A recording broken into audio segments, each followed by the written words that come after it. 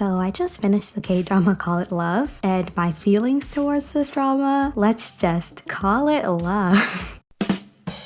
Okay, sorry, don't exit the video, please. But seriously, I really loved Call It Love. I kind of feel like it went under the radar. Like, I did see people on Reddit and Instagram talking about how much they loved the drama, but I didn't really see it go viral, unlike other dramas this year, like The Glory. So, just to quickly summarize the drama synopsis, our main protagonist, Woo-joo, lives with her two siblings, Hee-sung and Ji-gu, in their childhood home. And then her dad passes away. But then she's kicked out of the home by her dad's mistress. So Woo-joo feels wronged about this, understandably so, and decides to take revenge. And no, this drama is not like The Glory, even though it has some revenge in it. While trying to get revenge, she ends up developing a relationship with Dong-jin, the son of the mistress. And no, don't worry, they're not related. So since this is a melodrama, it has a very slow-paced plot. It kind of reminds me of dramas like My Mister and My Liberation Notes. But unlike those dramas, I wouldn't say this drama is really sad or hard to watch.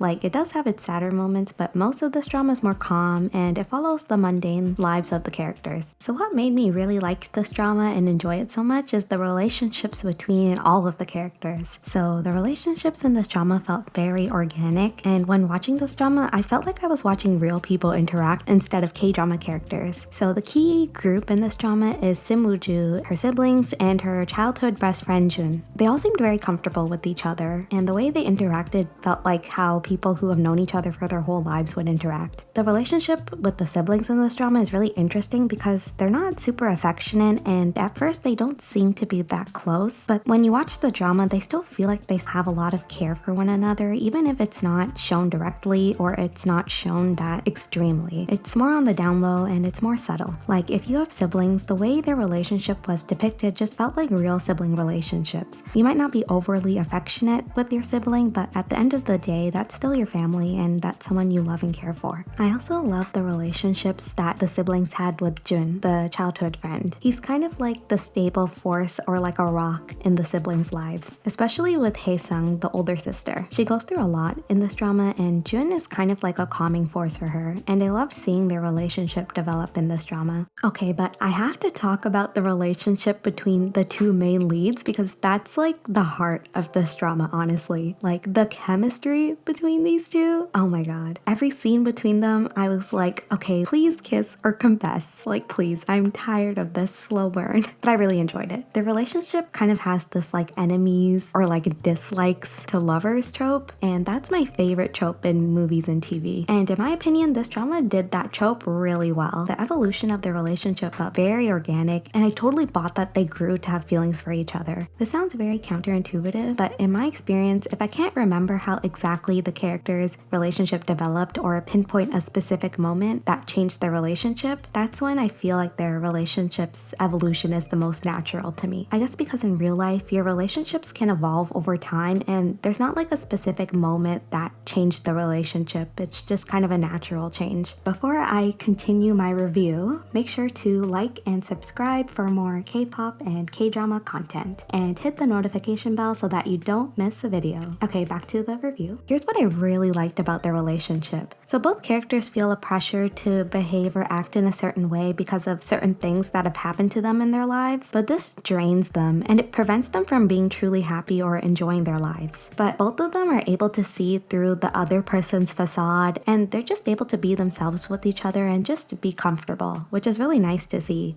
I feel like the both of them kind of used each other in a way to heal from their past and to grow, and it's really beautiful to follow. I really loved their relationship, and it was just one of my favorite parts of this drama.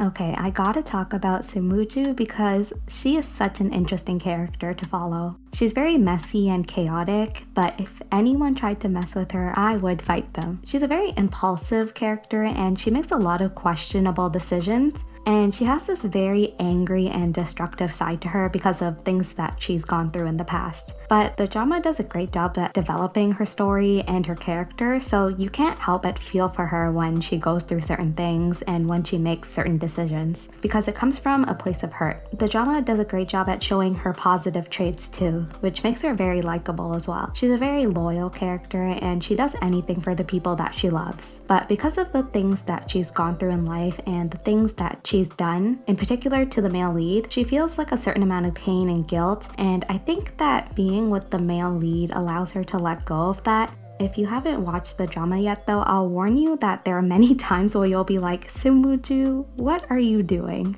It's not even the things she does for the most part, it's the things she doesn't do, or things that she doesn't say. Like, she's not the best communicator.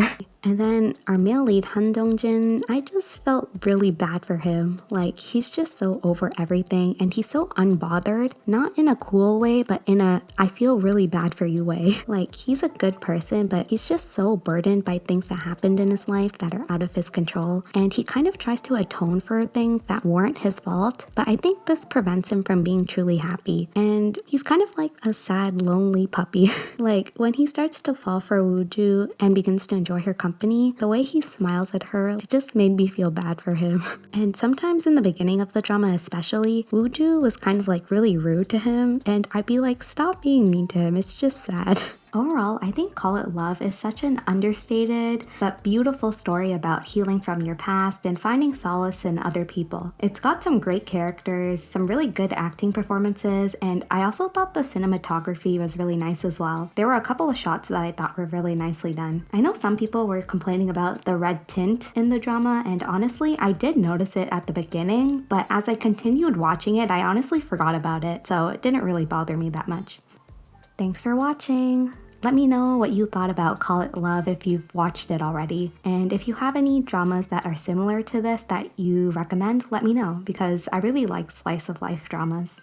I'm watching Bora Deborah right now, so that'll probably be the next drama that I review, so if you're interested in that, make sure to subscribe.